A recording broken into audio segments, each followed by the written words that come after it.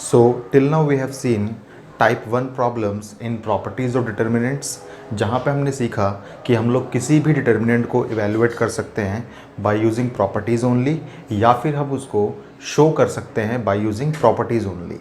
इन steps में हम लोगों ने कहीं पे भी अपने डिटर्मिनेंट को एक्सप्लिसिटली एक्सपैंड किसी भी रो या किसी भी कॉलम के अलॉन्ग नहीं किया।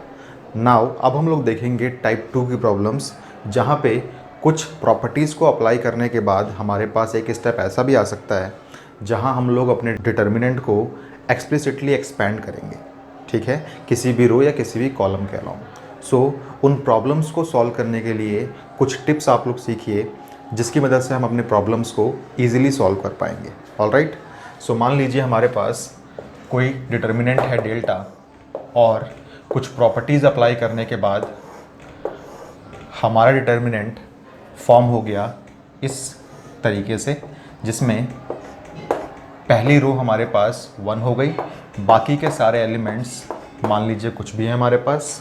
देन जब कभी भी आपके पास डिटर्मिनेंट इस तरीके का फॉर्म हो जाए, देन आपको मेन काम करना होता है इस रो 1 के मैक्सिमम एलिमेंट्स को 0 फॉर्म करना होता है, ठीक है।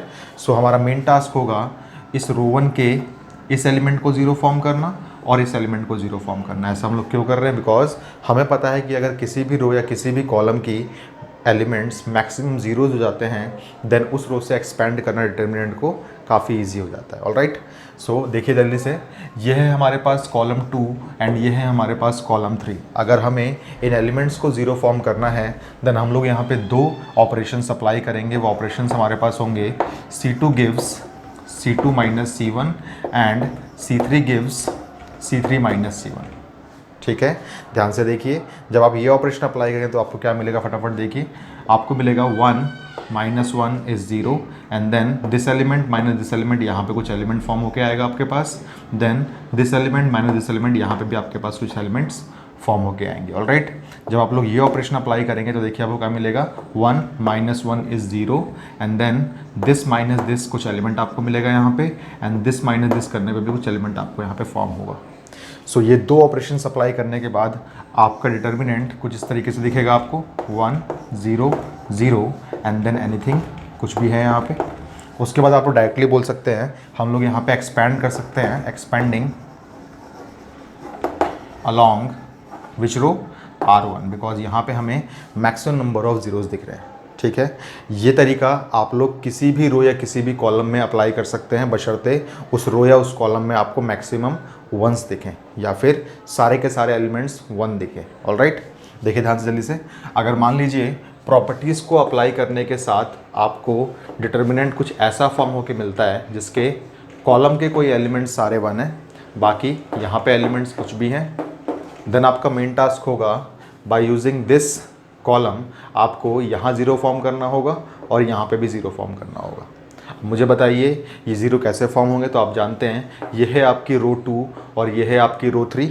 ऑलराइट, सो आप कह सकते हैं R2 gives what, R2 minus R1, because R1 की मदद से ये 0 बन सकता है आराम से, and R3 gives what, R3 minus again R1, ठीक है। सो क्या होगा देखिए, 1 माइनस 1 इज़ 0, यहाँ 0 बन जाएगा आपके पास, यहाँ कुछ चेंजेस होंगे, यहाँ कुछ चेंजेस होंगे, and then R3 minus R1 देंगे तो क्या मिलेगा आपको, 1 माइनस 1, यहाँ पे आपको 0 फॉर्म होकर मिल जाएगा, यहाँ पे कुछ चेंजेस होंगे और यहाँ पे भी कुछ चेंजेस होंगे आप लोगों के पास। ऑलराइट, सो ध्यान से देखिए, इन 2 ऑपरेशंस को अप्लाई करने के बाद आपके पास जो डिटरमिनेंट फॉर्म होगा वो हो जाएगा 1 समथिंग समथिंग, एंड देन यहाँ हो जाएगा 0, यहाँ पे कुछ भी, यहाँ पे कुछ भी, एंड देन 0, यहाँ पे कुछ भी, यहाँ पे कुछ भी, और इस डिटरमिनेंट को आप लोग ईजिली एक्सपेंड कर सकते हैं कॉलम 1 के अलॉन्ग। सो आप क्या बोल देंगे यहाँ पे, expanding along which column, column 1, because इस कॉलम में आपको मैक्सिमम नंबर ऑफ जीरोस दिख रहे हैं।